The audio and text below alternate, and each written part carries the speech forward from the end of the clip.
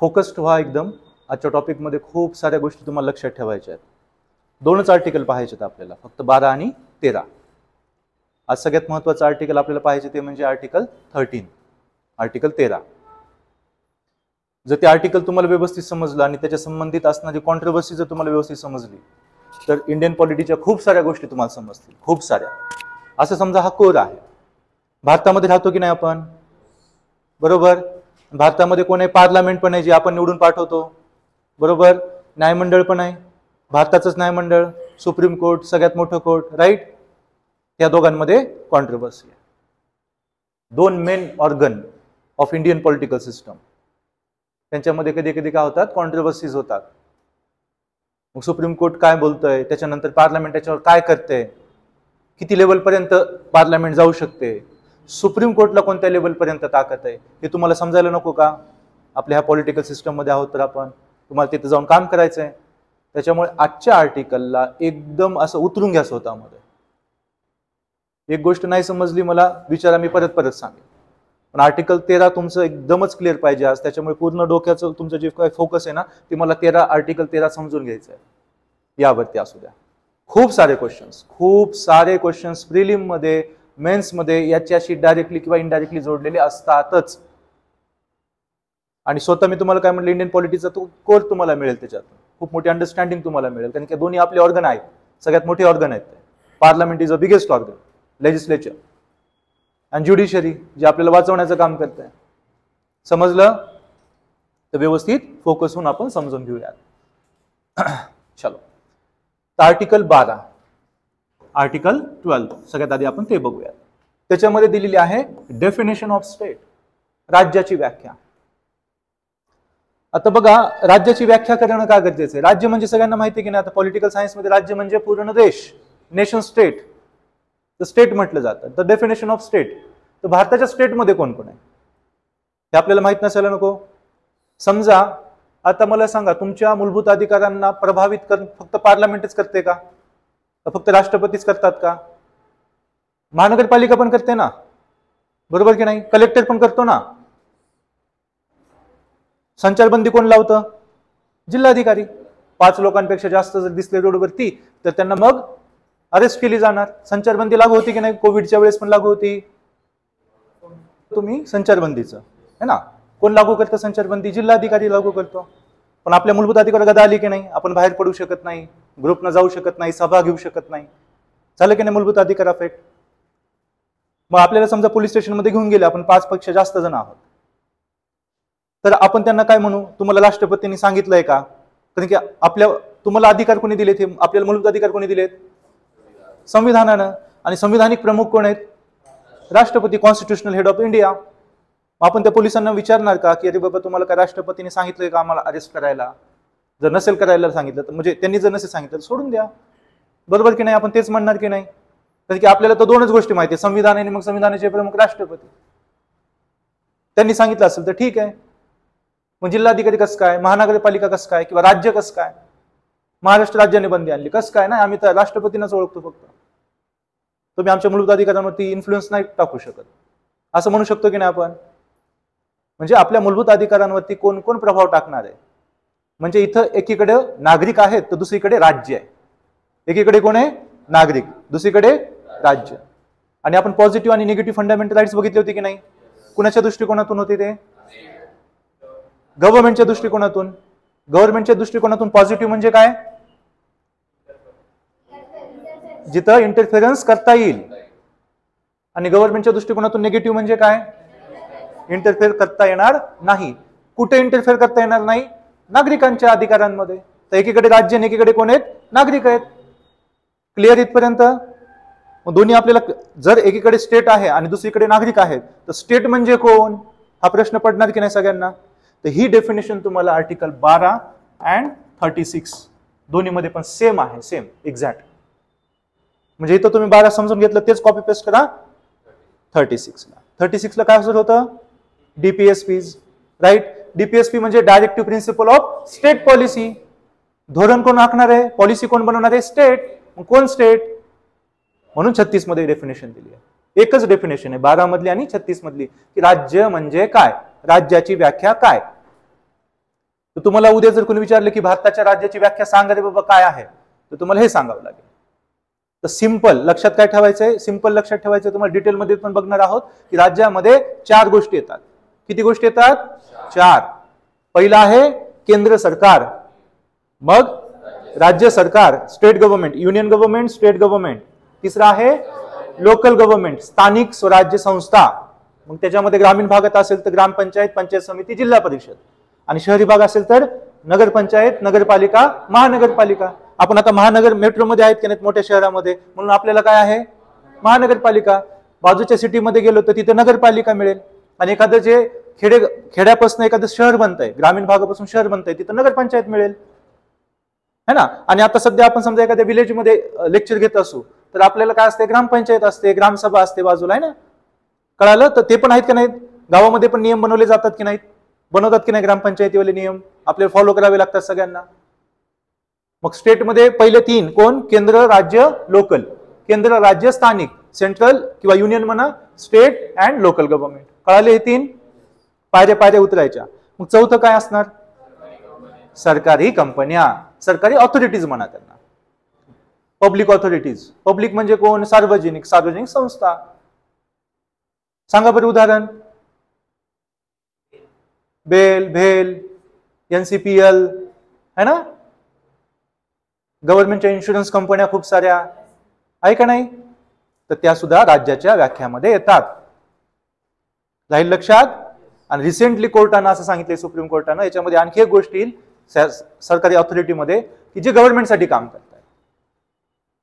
समजा तुम्ही गव्हर्नमेंट सोबत कॉन्ट्रॅक्ट केलाय, तुमच्यापैकी कुणी लक्षात घ्या की तुम्ही कॉन्ट्रॅक्ट केलाय की हा मी गव्हर्नमेंटसाठी काम करणार, लाईक आधारची एनरोलमेंट किंवा काय असेल, सरकारशी जोडलाय तुम्ही प्रायव्हेट कंपनीत तुम्ही कशी जोडलायत? सरकारशी. तर तुम्ही पण राज्याच्या व्याख्येत येणार.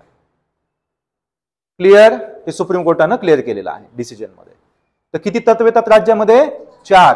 पहिलं union, state, local government authorities. Clear? So definition समजलं ना. हेच कुठे आता कॉपी पेस्ट करायचं आपल्याला? 36 मध्ये. सो आता केंद्र सरकारमध्ये कोण कोण आहे? मग केंद्र सरकारमध्ये कोण कोण असतं? सगळ्यात आधी नाव कोणाचं घ्यायचं? President, then prime minister, council of minister and union bureaucracy. Secretaries लोक कुठे बसतात? मंत्र्यांच्या खाली डिपार्टमेंट कोण चालवत असतं? सेक्रेटरीज. मंत्रालयाचे काम कोण पूर्ण करतं? डिपार्टमेंट्स. बरोबर? म्हणजे सेक्रेटरीज, ब्युरोक्रेसी. ब्युरोक्रेसीला काढलं तर देश चालेल का? तुम्हाला काय बनायला जायचंय? Bureaucrat. Clear? So and legislative, Lok Sabha and Rajya Sabha. It is the organ of union government. सगळ्यात आधी राष्ट्रपती, मग म्हणा राज्यसभा, लोकसभा. बरोबर? मग prime minister, council of ministers, ब्युरोक्रॅट्स केंद्राचे. राहील लक्षात डेफिनेशन मध्ये. आता शब्द कधी हा आला आणि एक्झाम मध्ये विचारलं की पुढील पैकी कोणत्या कोणत्या गोष्टी युनियन राज्याच्या युनियन मध्ये येत आहेत, तर कधी कधी आपल्याला वाटतं की अरे नाही ब्युरोक्रेसी नसेल, मिनिस्टर पर्यंतच असेल. नाही. सेक्रेटरीज अंग, डिपार्टमेंट अंग आहे, त्यांच्यानुसार शासन चालत आहे. डिसिजन, पॉलिसीज इम्प्लिमेंट कोण करतं? गव्हर्नमेंटच्या. गव्हर्नमेंट म्हणजे ministers, prime minister and ministers. मग त्या गव्हर्नमेंटचे घेतलेले डिसिजन कोण इम्प्लिमेंट करतं? डिपार्टमेंट्स. क्लिअर? Supreme court. प्रश्न पडला नाही तुम्हाला की राज्याच्या व्याख्याद्वारे सुप्रीम कोर्ट कसं काय नव्हतं? राष्ट्रपती होते, लोकसभा, राज्यसभा होते, कुणालाच नाही म्हणत आलं की वेर इज द सुप्रीम कोर्ट.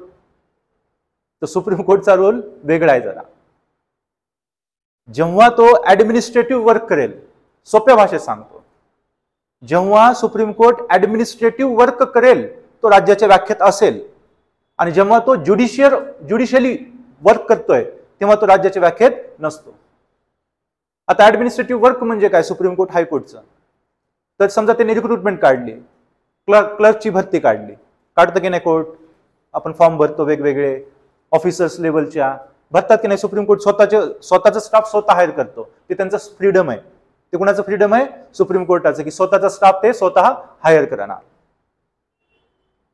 मग ते जर काम करतायत म्हणजे ऍडमिनिस्ट्रेटिव्ह वर्क, भरती काढणं, ऑफिस प्रोसिजर कसं करायचे, हे काय झालं त्यांचे? मग ते येणार राज्याच्या व्याख्येत जेव्हा ते हे काम करतायत. कोणतं काम करतायत? प्रशासकीय, ऍडमिनिस्ट्रेटिव्ह.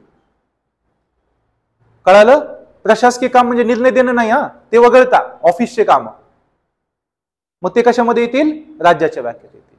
आणि जेव्हा ते न्यायाधीशाचं काम करतायत, न्यायदानाचं काम करतायत, ज्युडिशियल वर्क करतायत, तेव्हा ते राज्याच्या व्याख्येत येत नाही, कारण की ते प्रोटेक्टर बनतात, संविधानाचे प्रोटेक्टर बनतात, मूलभूत अधिकारांचे प्रोटेक्टर बनतात, आणि त्याच्यामुळे ते त्याच्या अंतर्गत येत नाही, कारण की त्यांना जज करायचे एकदम बाहेर राहून निपक्षपणे. कळालं? हे खूप डीप आहे, बरंच कुठे मिळणार नाहीये तुम्हाला, राहील लक्षात. So when performing purely judicial function like delivering judgments, interpreting laws, the judiciary is generally not considered as state, कारण की ती तेव्हा काम काय करते? न्यायदानाचं. कळालं? हे पहिला पॉईंट सगळ्यांना क्लिअर की परत सांगायचं आहे? जेव्हा ते ज्युडिशियल न्यायिक काम करेल राज्यात येणार नाही, आणि जेव्हा प्रशासकीय काम करेल राज्यात येईल. क्लिअर? आर्टिकल 12. चलो, when performing administrative work it comes under the definition of state. Clear? Now government and legislature of state. आता तिकडे राष्ट्रपतींचं पहिलं नाव घेतलं, इथं नाव पहिलं कोणाचं घेणार आपण? गव्हर्नर्स. गव्हर्नर, विधानसभा, विधान परिषद असेल तर Vidhan Parishad, chief ministers, other ministers and ब्युरोक्रॅट्स. So राहील ना लक्षात? आता हे governor, chief minister, council of minister and state bureaucracy, आणि लेजिस्लेटिव्ह स्टेट लेजिस्लेटिव्ह असेंब्ली आणि स्टेट लेजिस्लेटिव्ह काउन्सिल जर असेल तर 6 राज्यात आहे. Okay, so that is the organ of state. States बोलू आपण त्याला, घटक राज्य. मराठीमध्ये शब्द का वापरायचा? घटक राज्य, आणि इंग्लिशमध्ये एस लावायचं, स्टेट्स. ओके, दुसरं पण क्लिअर? जे केंद्रात आहे तेच, फक्त नाव बदलत आहेत. ब्युरोक्रेसी येते का राज्यामध्ये? यस. ब्युरोक्रेसी म्हणजे नोकरशाही. त्या नोकरशाहीत जायचंय ना तुम्हाला, तर ती राज्यामध्ये येणारच ना, तुम्ही राज्याचे भाग बनणार ना. कलेक्टर राज्याचा भाग आहे की नाही? मग यस. मग तो आपले मूलभूत अधिकार प्रभावित करू शकतो का? यस. मग आता ते पोलीसवाले आपल्याला काय सांगतील? हे बघा, डेफिनेशन ऑफ स्टेट. इथं राष्ट्रपती पण आहेत आणि लोकल गव्हर्नमेंट पण आहे, ब्युरोक्रॅट्स पण आहेत. त्यांनी तुमच्यावर मर्यादा आणली, जाता बसा जेलमध्ये. असं कळालं? त्याच्यामुळे क्लिअरिफिकेशन मिळतं ना. ऑल लोकल ऑथॉरिटीज, लोकल लेवलच्या. हे पण तुम्हाला एकदम बेसिक आहे, माहिती आहे ना. शहरी भाग असेल तर काय असेल? नगरपंचायत, नगरपालिका आणि महानगरपालिका. आणि ग्रामीण भाग असेल तर ग्रामपंचायत, पंचायत समिती, जिल्हा परिषद. पंचायत समिती कोणत्या लेवलला असते? तालुकाला. पंचायत समिती सभापती वगैरे असतात ना हे. आणि जिल्हा लेवलला काय असतं? झेडपी बोलतो, जिल्हा परिषद है ना. तिथे पण सीईओ असतो, तो IAS असतो, तिथला चीफ एक्झिक्युटिव्ह ऑफिसर. जसं महानगरपालिकेमध्ये कोण असतात? कमिशनर, जे IAS असतात. तर तुम्हाला उद्या IAS झालं तर तुम्हाला होऊ शकते की जिल्हा परिषदेचे सीईओ म्हणून पण पोस्ट मिळेल. मोठी पोस्ट असते ना ती सुद्धा, पूर्ण जिल्हा परिषद ग्रामीण भागाचा सीईओ बनतो तो. किंवा तुम्हाला दुसरी पोस्ट मिळेल IAS ची, जी डायरेक्ट जिल्हा तुमच्या हातात दिलं जाईल, मग त्याच्यात ग्रामीण पण भाग आला आणि शहरी पण भाग आला. आणि तिसरी तुम्हाला मिळू शकते महानगरपालिकेचे आयुक्त. याच्याशिवाय आता वेगवेगळे डिपार्टमेंट्स असतात, अग्निशमन दल आहे, बाकीचे वेगवेगळे असे किती डिपार्टमेंट आहेत, बाल कल्याण हे ते. मग हळूहळू तुम्ही तिकडे डायरेक्टर, कुठे सेक्रेटरीची गरज आहे तर सेक्रेटरी, ते प्रमोशनने जाणार. तर ते सुद्धा चान्सेस असतात, तुम्हाला मिळतात. हे सगळं तुम्ही करू शकता. इव्हन फॉरेनला सुद्धा पाठवलं जाऊ शकतं तुम्हाला, तुमच्या ह्याच्यावरती आहे.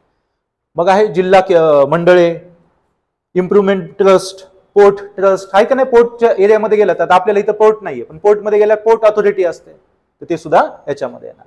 ते तिथल्या भागामध्ये, तिथले एक टाउनशिप सारखं असतं ते, मग तिथले रूल्स वगैरे ते बनवत राहतात, त्यांच्यानुसार चालतात. आता कॅन्टोन्मेंट बोर्ड्स असतात. कॅन्टोन्मेंट माहिती आहे, आता बंद झालेत, ते आता बंद केलेत. त्याच्यावर क्वेश्चन येईल. तर कॅन्टोन्मेंट बोर्ड भारतातले म्हटलं जवळपास सर्वच आता बंद करायला घेतलेले आहेत, ते नाही ठेवणार, त्यांना लोकल गव्हर्नमेंटचा भाग बनवणार आहेत. ओके, कळालं? हे लोकल ऑथॉरिटीज म्हणजे लोकल म्हणजे जिथं आपण राहतोय. आता आपण कुठे राहतोय? शहरी भागात, ते पण कोणत्या नागरी एकदम मोठ्या नगरात राहतोय, म्हणून इथं आपल्याला काय आहे? मग आपलं इथली लाईफ कोण कंट्रोल करताय? महानगरपालिका करते की नाही शहरी भागात? जिल्हाधिकारी दोन्ही पण. जिल्हाधिकारी दोन्ही पण. आता समजा तुम्ही सीईओ आहेत, तुम्ही कमिशनर आहेत, आणि समजा तुम्ही IAS आहात, कलेक्टर आहात, तर तुमच्या दोघांनाही रिपोर्ट त्यांना करायची. समजा तुम्ही IPS आहेत, तुम्ही कमिशनर आहेत, आणि ग्रामीण भागामध्ये ग्रामीणचा SP असतो, नाशिकमध्ये आहे की नाही. तुम्ही समजा कमिशनर आहे, तुम्ही SP, तुम्हाला सुद्धा रिपोर्ट कोणाला करायला लागते? एक IAS कलेक्टर. एक रिपोर्ट जातोच, तो सगळंच कंट्रोल करत असतो. कळालं? मग आता समजा आपण पोर्टचे, आता विशाखापट्टणमच्या तिकडे गेलो आपण, तर आपली तिथली लाईफ कोण कंट्रोल करेल? पोर्ट. ग्रामीण भागात गेलो तर कोण कंट्रोल करेल? ग्रामपंचायत. सरपंच बिंपंच येतील. आता इथं सरपंच आहेत का? इथं नगरसेवक आहेत. क्लिअर? ऑल अदर ऑथॉरिटीज, हे कोणत्या? Government authorities. हा, so this is a broad category that includes statutory created by laws और non statutory like executive body. Example काय सांगणार? एक्झिक्युटिव्ह बॉडीचे काय सांगणार उदाहरण? येस, खूप छान. नीती आयोग.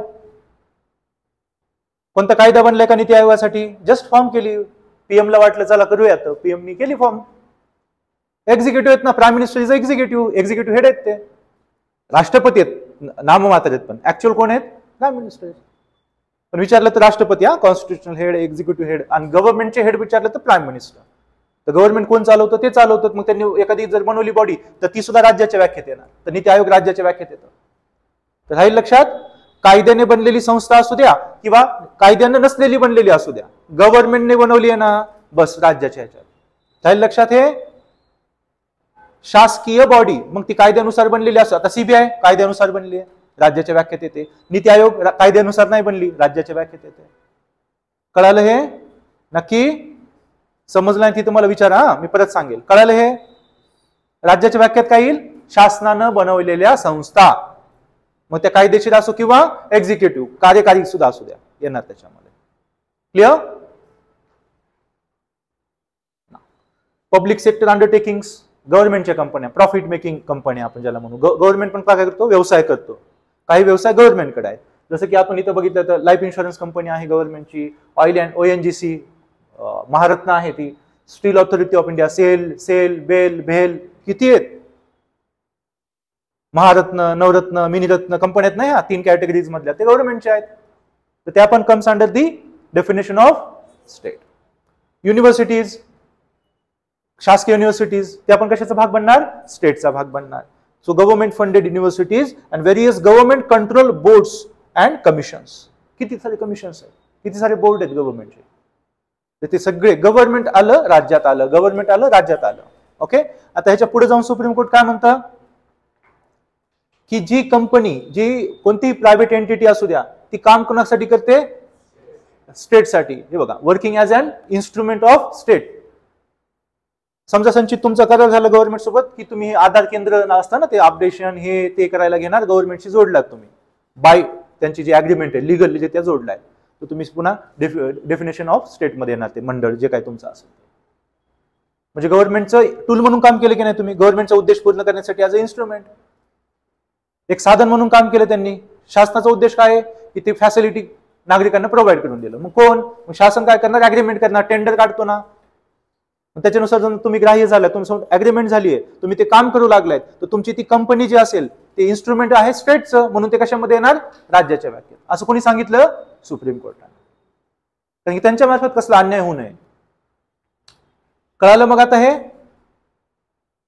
तर गव्हर्नमेंट ऑथॉरिटीज मध्ये काय काय येणार आहेत? शासकीय सर्व संस्था, कायदेशीर असू द्या किंवा कायद्या विना बनलेल्या असू द्या, त्या राज्याच्या व्याख्येत येणार. आणि अशा प्रायव्हेट खासगी कंपन्या ज्या राज्यासाठी काम करतायत त्या सुद्धा राज्याच्या व्याख्येत येणार. क्लिअर?